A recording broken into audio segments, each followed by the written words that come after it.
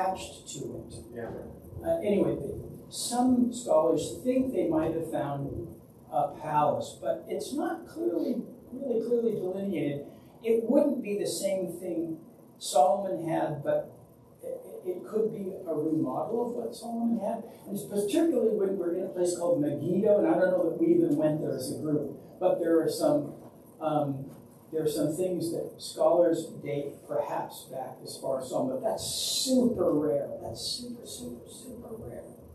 Yeah, so not much from.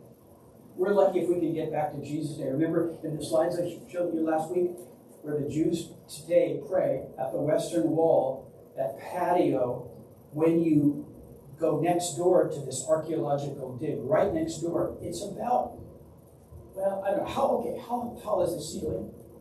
16, okay. I would say the difference between the patio where we see our Jewish friends praying at the next to the retaining wall on which the Temple Mount is built, I would say it's at least 32 feet below is where archaeologists have had to dig to uncover the first century street that was there when Jesus, we believe that's what it's dated to. So all that other stuff is rubble that in that urban environment has accumulated. And so you've got to go down a long way. So that's the problem, Elijah. You just have to keep, and it's very difficult to know which layer are we at now. Anyway, but they think that's the first century where so you can walk on that street today, which is cool, but you're like 30 feet below where the patio is right next door. Okay, taking too long on that. Let us have a prayer, and then we're going to focus today on, one last thing. Okay, now, where does Solomon's big failure come in? Where's his big failure? Wives, and okay, he's got a lot of foreign wives. He's trying to make, diplomatic agreements with everybody. Okay, what's the problem, though? Okay, he's trying to be such a thoughtful husband. He sometimes even builds worship structures for foreign deities on the Temple Mount. So he goes very, very... I married an Episcopalian. Well, okay. I don't know, Jack. That's dancing looks pretty dangerous. Wow. It's Calvinists. Wow. Anyway, yes, so he goes badly astray. So all the good stuff that is said early about him, in a way, sort of almost goes out the window at the end. It's sad. It's sort of a trajectory down. It's great marks early, terrible marks later. And Jerry asked a question before class. Did he set the example for others? And I think in some ways he did. And he probably copied just the normal lifestyle of monarchs in the city-states surrounding ancient Israel. All right, with that, let's start with prayer.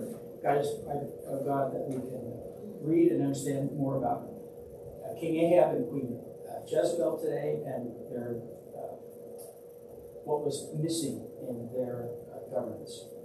In the name of Christ. Amen. Okay, so here we go with our first.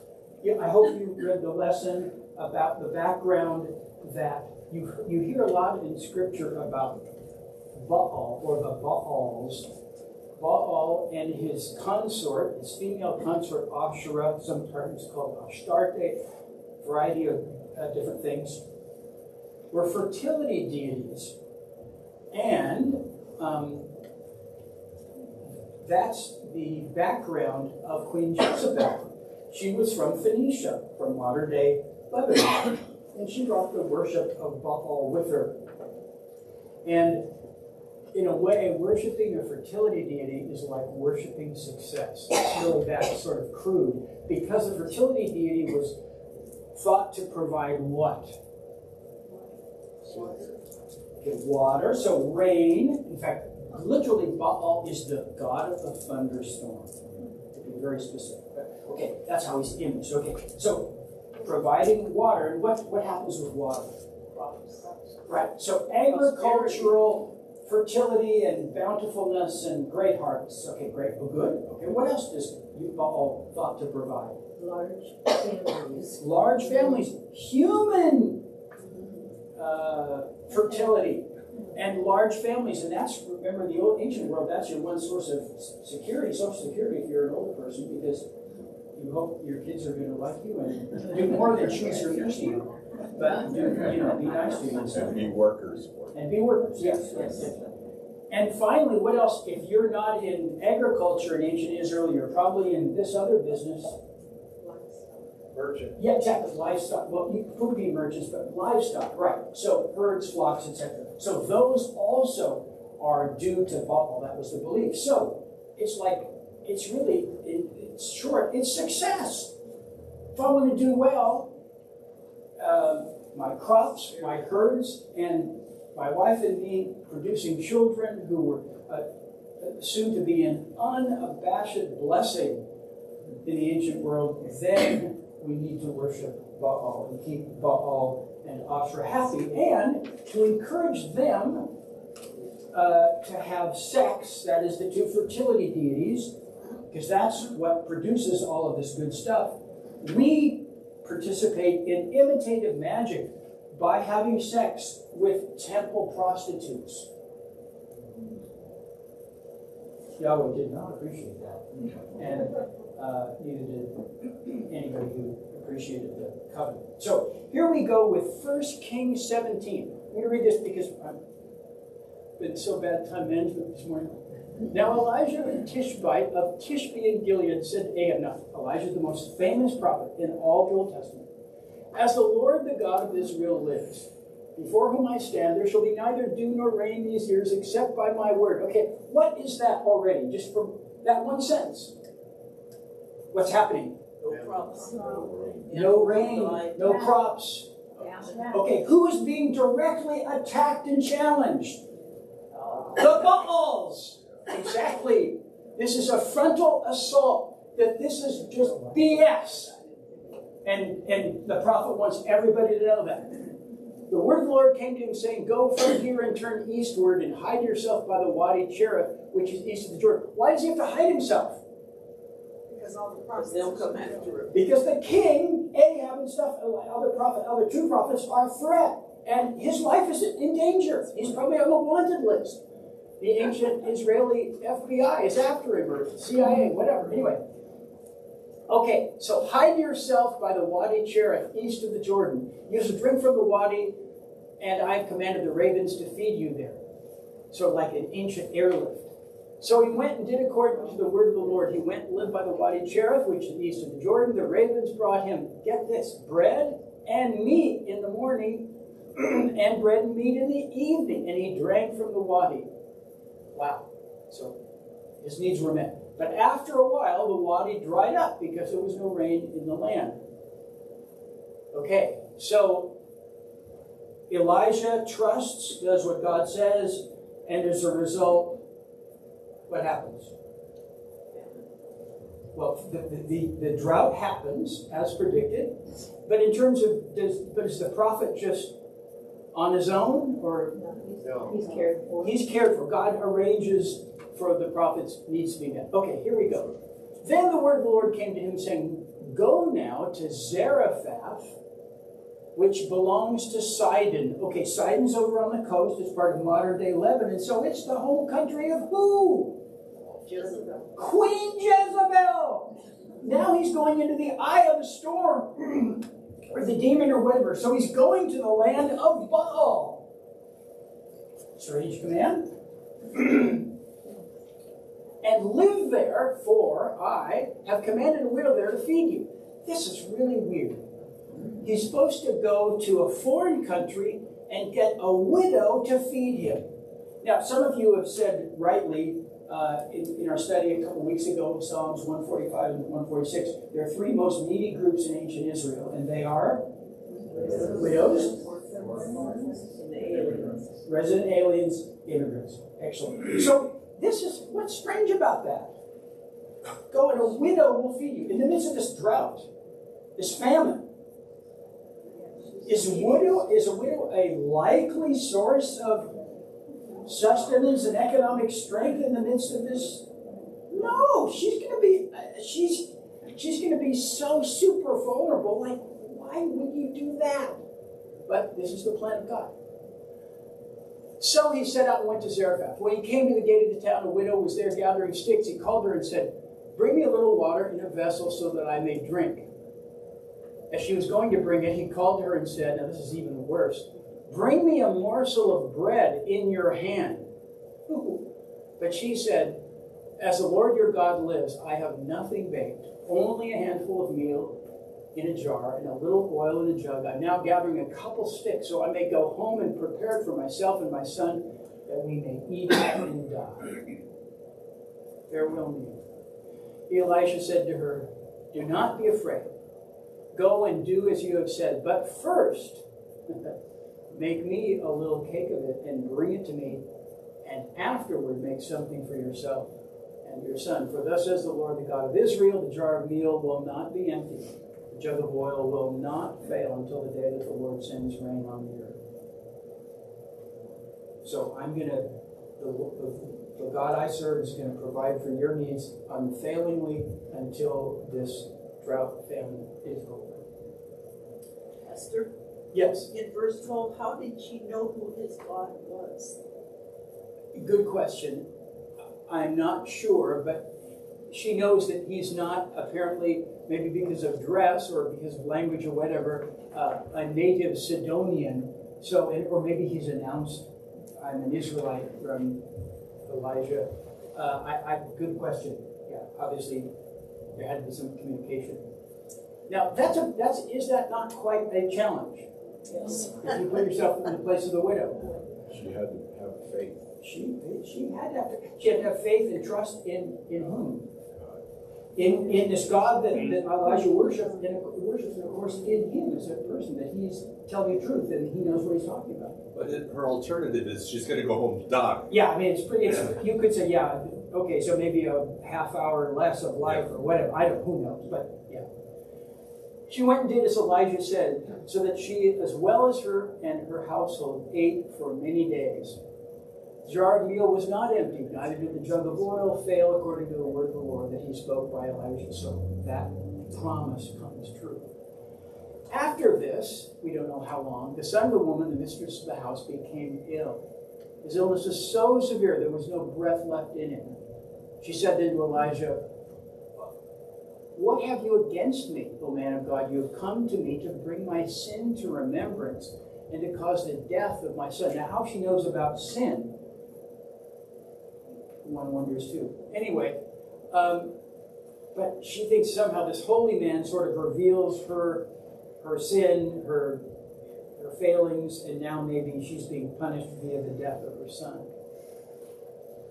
Okay, but he said to her, give me your son.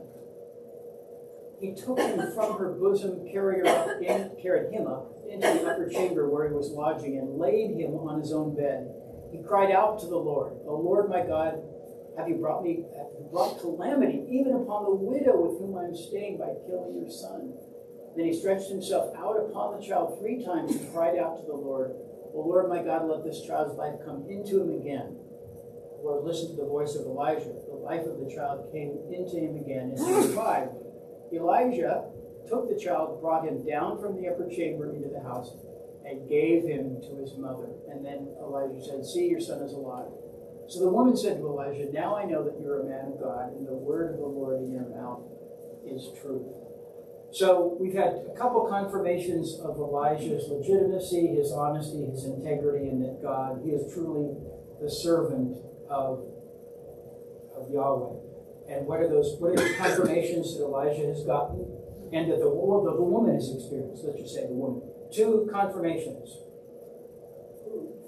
Food, and then the revival, so resuscitation of her son. Okay. All right.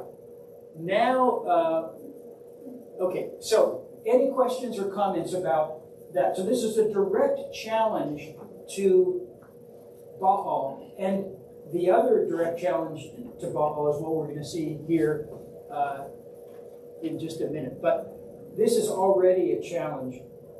It's interesting that if you read a lot when you're looking at the book of Exodus, by the way, there are all those plagues God calls on Egypt. Almost every plague is identified with an Egyptian god. Somehow it's a demeaning or a revealing of that Egyptian deity's weakness or inability to do what is thought they were had power over. Like the key god in Egypt is the sun god. And so when darkness falls on Egypt for a number of days, that's sort of a finger in the eye of that principal deity. And almost every other plague similarly has a deity that is being shown to be completely powerless. Yes? One of the things I find interesting is that this widow never does mention Baal in the context of her need for food, in the context of the need for healing for her son. It's almost as if she's a-religious. And because of Elijah's faith in God and his expression of his awareness of God and God's who God really is, all those things come to. Yeah. Excellent, excellent, excellent. That is interesting how open she is to Elijah's words, and she immediately references, the God that you worship, etc., and seems very open to be receptive to what he's saying. And of course, it's proven out as she trusts and makes these decisions. So that's one incident. And we haven't even mentioned Ahab here in that last passage, but he's the monarch during this time. It's Ahab that from whom Elijah is fleeing. That's why he's in this foreign territory. But now there's another challenge to Baal worshippers, and particularly Ahab and his queen Jezebel. So 18. After many days, the word of the Lord came to Elijah in the 3rd year of the drought. Wow, 3 years. Saying, go, present yourself to Ahab. I will send rain on the earth. So Elijah went to present himself to Ahab. Now remember, he's a wanted man. I mean, the king could just off with his head and be done with him. The famine was severe in Samaria. Ahab summoned Obadiah, who was in charge of the palace. Now Obadiah revered the Lord greatly. When Jezebel was killing off the prophets of the Lord, Obadiah took 100 prophets, hid them 50 to a cave, and provided them with bread and water. So a little background there. Then Ahab said to Obadiah, go through the land to all the springs of water and to all the wadis. Perhaps we may find grass to keep the horses and mules alive and not lose some of the animals. So they divided the land between them to pass through it. Ahab went in one direction by himself. Obadiah went in another direction by himself. As Obadiah was on the way, Elijah met him. Obadiah recognized him, fell on his face, and said, is it you, my lord Elijah? He answered, it is I. Go, tell your Lord that Elijah is here. And he said, how have I sinned that you would hand your servant over to Ahab to kill me? As the Lord your God lives, there's no nation or kingdom to which my Lord has not sent to seek you. If he really wants to eliminate you. And when they would say, he's not here, he would require an oath of the kingdom or nation that they had not found you. But now you say, go, tell your Lord that Elijah is here. As soon as I've gone from you, the Spirit of the Lord will carry you, I know not where. So when I come and tell Ahab, and he cannot find you, he will kill me. Although I, your servant, have revered the Lord from my youth. Has it not been told, my Lord, what I did when Jezebel killed the prophets of the Lord, how I hid 100 in the Lord's prophets, 50 to a cave, and provided them with bread and water? Yet now you say, go tell your Lord that Elijah is here. He will surely kill me. Thanks a lot for that mission. Now you're risking my life. I mean, in fact, it's a sure thing that he's going to get mad with me because he won't be able to find you. Elijah said, as the Lord of hosts before whom I stand lives, I will surely show myself to him. So I'm not running away. So Obadiah went to meet Ahab and told him, and Ahab went to meet Elijah. When Ahab saw Elijah, these are what are some of the most famous words in all Scripture, Ahab said to him, is it you, you troubler of Israel? Like you're in league with the one causing this drought and famine. He answered, I have not troubled Israel, but you have, and your father's house, because you have forsaken the commandments of the Lord and followed the Baals. Now, therefore, have all Israel assemble for me at Mount Carmel, with 450 prophets of Baal and the 400 prophets of Asherah, remember the consort, who eat at Jezebel's table. So remember we talked about Solomon's court? Look at this. Huge court with religious officials, with officials of the Baal and his consort Asherah. So Ahab sent to all the Israelites and assembled the prophets at Mount Carmel. Elijah then came near to all the people and said, how long will you go limping with two different opinions? If the Lord, so the text literally says, if Yahweh is God, follow him. But if Baal, then follow him. The people did not answer him by a word. And then Elijah said to the people, even I only am left a prophet of the Lord. Now that's an overstatement. I don't think he knows, but there are others. But Baal's prophets number 450. Let two bulls be given us. Let them choose one bull for themselves, cut it in pieces, lay it on the wood, but put no fire to it. I will prepare the other bull and lay it on the wood, but put no fire to it. Then you call on the name of your God, and I will call on the name of the Lord, of Yahweh. The God who answers by fire is indeed God. That's the contest. Equal challenge, fairly, here's the contest. All the people answered, well spoken. Then Elijah said to the prophets of Baal, choose for yourselves one bull and prepare it first for your many, then call on the name of your God, but put no fire to it. So they took the bull that was given them, prepared it, and called on the name of Baal from morning until noon, crying, O Baal, answer us. But there was no voice and no answer. They limped about the altar that they had made. At noon, Elijah mocked them, saying, cry aloud. Surely he is a god. Either he's meditating, or has wandered away, or he's on a journey, or perhaps he's asleep. I think actually what it really means is he's in the bathroom. And must be awake. Then they cried aloud, as was their custom. They cut themselves with swords and lances until the blood gushed out over them. As midday passed, they raved on until the time of the offering of the oblation, which must be like 2 or 3 o'clock. But there was no voice, no answer, no response. So they struck them. Then Elijah said to the people, come closer to me. And all the people came closer.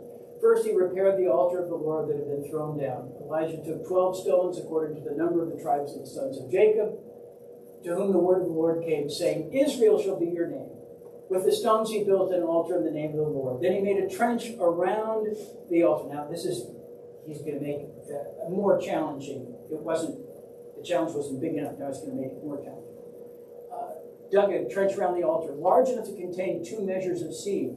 Next, he put the wood in order, cut the bull in pieces, and laid it on the wood. He said, fill 4 jars with water and pour it on the burnt offering and on the wood. Then he said, do it again the second time. And they did it a second time. Then he said, do it a third time. They did it a third time. So that water ran around the altar and filled the trench also with water. So no hanky-panky here. At the time of the offering of the oblation, the prophet Elijah came near and said, Yahweh, God of Abraham, Isaac, and Jacob, let it be known this day, you are God in Israel, that I am your servant, and that I have done all these things at your bidding. Answer me, Yahweh, answer me, so that this people may know that you, Yahweh, are God, and that you have turned their hearts back. Then the fire of the Lord fell and consumed the burnt offering, the wood, the stones, and the dust, and even licked up the water that was in the trench. When all the people saw it, they fell on their faces and said, the Lord indeed is God. Yahweh indeed is God. Elijah said to them, seize the prophets of Baal, do not let one of them escape. Then they seized them, and Elijah brought them down to the Wadi Kishon and killed them there. Okay, I know that ends in a pretty bloody way. As you read that, hear that, who had the numerical advantage in the contest? The Baal. I mean, there were literally 450 of them. And they also get more time, or they took more time than did Elijah. There's that famous proverb, one with God is a majority. Okay. One with God, Steve says, is a majority. Okay. So both groups cry out to their God to receive their sacrifice by fire, and Elijah makes it even more difficult by doing what? water.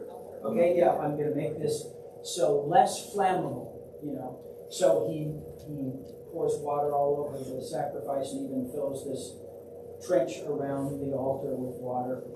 And in the meantime, Elijah is sort of taunting the prophets of Baal about, maybe Baal is resting or wandered away or meditating or into the bathroom, indisposed. And then he prepares the altar himself with that mitigating factor of the water, prays, and is answered dramatically. And as a result of winning the contest, then he wants to destroy the prophets of Baal. And that happens. Then there happens, by the way, what happens after this? Right after this. You think, Elijah has triumphed, and in the next few... There's rain. Yeah, there is rain, and he runs before Ahab's chariot. He runs away from Jezebel. Eventually he does, after Jezebel then utters this big threat, and then he goes and he runs away, and where does he go finally? Goes to the deep south of the country, and then finally he ends up where? Mount. Yeah, he ends up at Sinai, and he's very depressed, and then that's where you get that phrase about God speaking to him in a still small voice, or like a whisper, and Elijah goes through a litany of it sounds sort of self-pitying. I alone are left, and faithful to you, etc., etc. Jezebel seeking my life, and then God says, no. There are a number of other prophets that have been faithful to me. You're not alone. And he sort of bucks him up, encourages them, and then Elijah goes back and engages ministry as God's spokesperson for quite a while longer. You can see from this how in doing what Solomon allowed, but even more so, by thoroughly trying to integrate the worship of Baal into the life of Israel, that the king Ahab is just a really, really, really poor monarch and is failing in the most basic of ways. So this whole idea of faithfulness to God is critically important throughout all of this material. I'll be loud. The one thing that troubles me is they seized them and Elijah brought them down to the Wadi Kishon and killed them there. And I'm thinking the Ten Commandments, thou shalt not kill. And I'm thinking God can do something with those prophets in his way and take care of them. So the point here is God sometimes uses people to kill other people. And I'm not quite sure if that's a topic for another time. Well, I think it's going to have to be just because of the limits of time. But at least just reading the narrative, one slight thing too that's worth consideration. Probably the best translation of the commandment to which you referred is "You shall not murder," because the law, the Torah, has within it a whole bunch of capital punishment allowances in certain circumstances. Now, Jesus doesn't allow violence, so he brings us to another level, okay? But the Old Testament, just to be fair, it allows capital punishment. And these are people that are probably been influenced by Jezebel. Maybe, I don't know whether they're native Sidonians from her native Phoenicia, or whether they're Israelites that have been persuaded by her to be part of this foreign cult. But anyway, a Christian preacher, you can't use this as an example. Much as I've mentioned to you guys before, preaching out of the books of Joshua and Judges, there's so much violence in there, especially Joshua, just eliminating those other peoples. It's like, wait a minute, Jesus wants you to welcome them and to love them into the kingdom not threaten and certainly not annihilate, but, yeah, whatever. I wish I had a better answer, Steve. Yes, Bob? It's interesting, Here, Bob. it's interesting in chapter 18, verse 17. Is that working, Bob? Is that working? No. I don't know.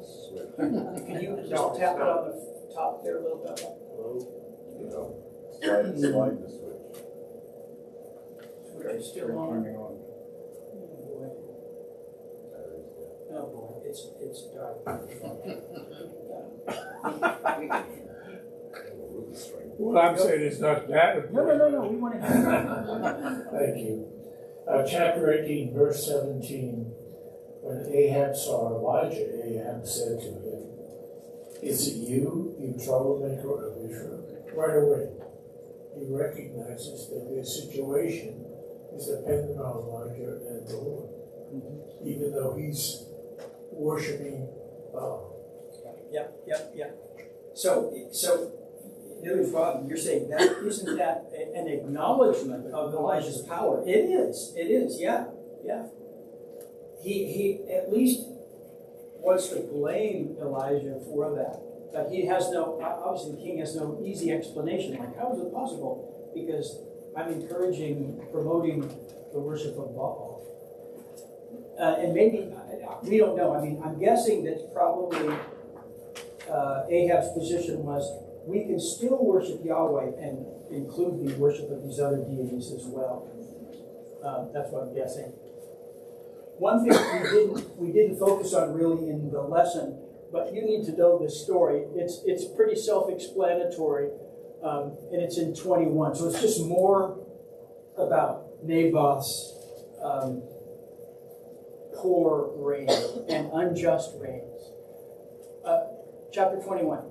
Later, the following events took place. Naboth the Jezreelite, so he lives in the Jezreel Valley, very near Mount Carmel and very near Megiddo as well, had a vineyard in Jezreel beside the palace of King Ahab of Samaria.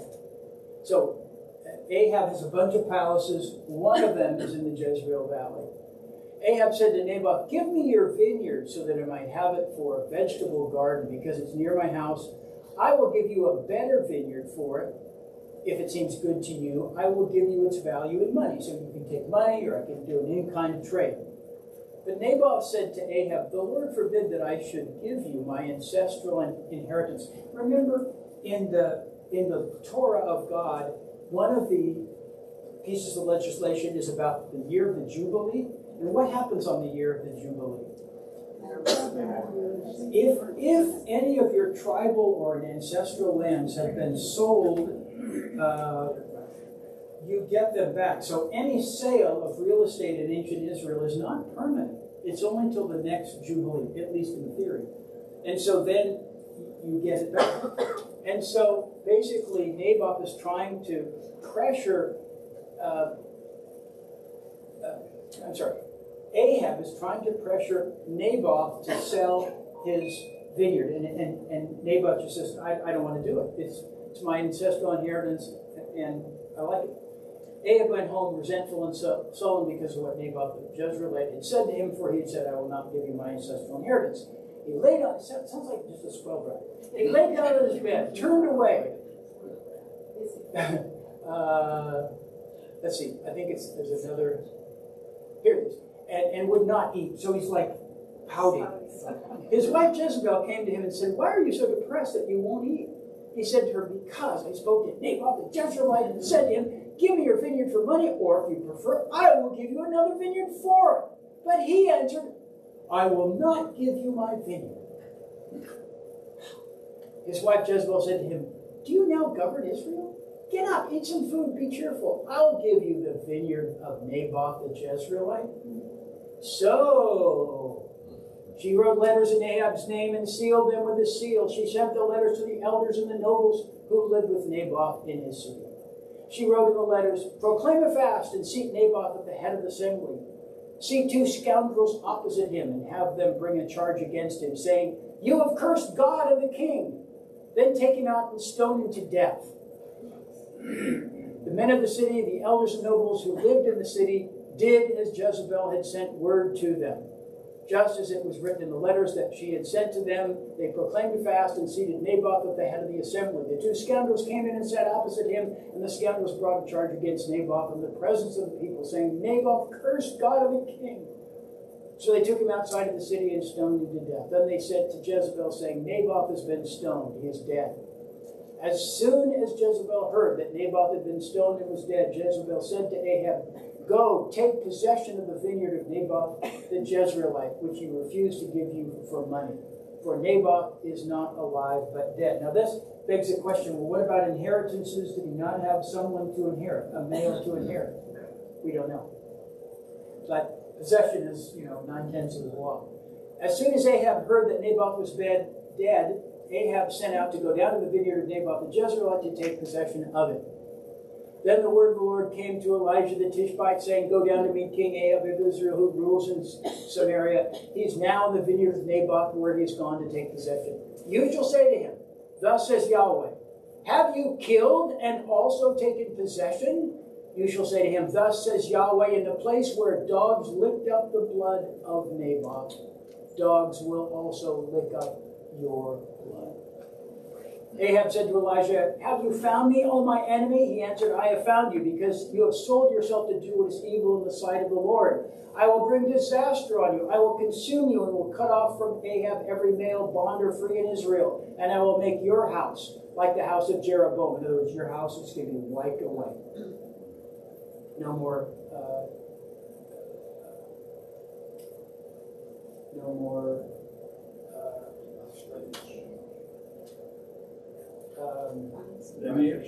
lineage, thank you. No more lineage and no more dynasty for you. Yeah.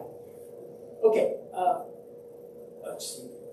And I'll make your house like the house of Jeroboam, son of Nebat, and like the house of Baasha, son of Ahijah, because you have provoked me to anger and caused Israel to sin. Also, concerning Jezebel, the Lord said, this is really not pleasant. The dog shall eat Jezebel within the bounds of Jezreel. Anyone belonging to Ahab who dies in the city, the dog shall eat. Anyone of his who dies in the open country, the birds of the air shall eat.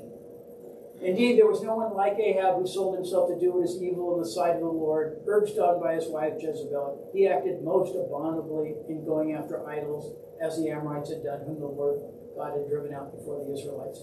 When Ahab heard these words, he tore his clothes and put sackcloth over his bare flesh. He fasted, lay in the sackcloth, and went about dejectedly. Then the word of the Lord came to Elijah the Tishbite. Have you seen how Ahab has humbled himself before me? Because he has humbled himself before me, I will not bring a disaster in his days, but in his son's days I will bring disaster on his house. It's the same with Solomon, remember? Solomon didn't lose the 10 tribes, but his son Rehoboam did. Okay. Is that the end of the text? Oh. I think that's it. Yeah. So that's an example. That's maybe one of the most famous examples of Ahab's disobedience to God and willingness to bend all rules in order to get what he wants. And Jezebel is just eggs him on, happy to egg him on to do that sort of stuff. Questions or comments? So, yes, Steve? I think it's interesting that because Ahab repented, so to speak, even though his repentance is what it is, Yeah. it was still sincere. And that God said, okay, I'm not going to do it to you, but I am going to do it to your house. Yeah. It is interesting, isn't it? And the same similar thing happens with Solomon. God says, I'm honoring David, and that's why I'm allowing you to go unpunished right now. Well, you're probably tired. We've talked about Ahab now. We've talked about Solomon last week. And you're probably ready for some good news. I hope so, because next week we get 2 examples of pretty good kings. Next to David, these are probably, get really good grades. And that is Hezekiah, he's very famous. He's the southern kingdom of Judah, as is Josiah.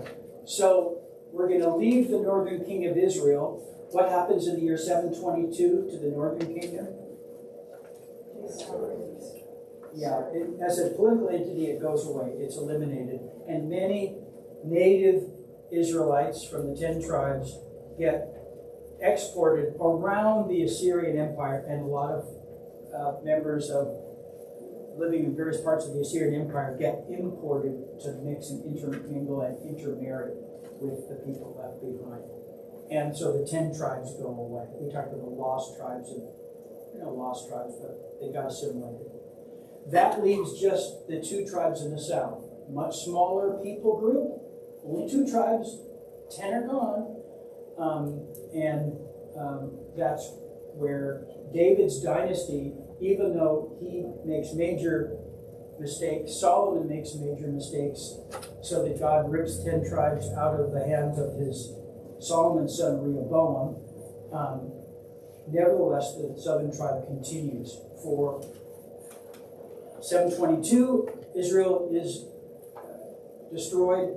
In 587, 586, the same thing happens to Judah and Jerusalem, but and that's by the Babylonians, who have in the meantime subjugated the Assyrians. Both are ancient Iraqis.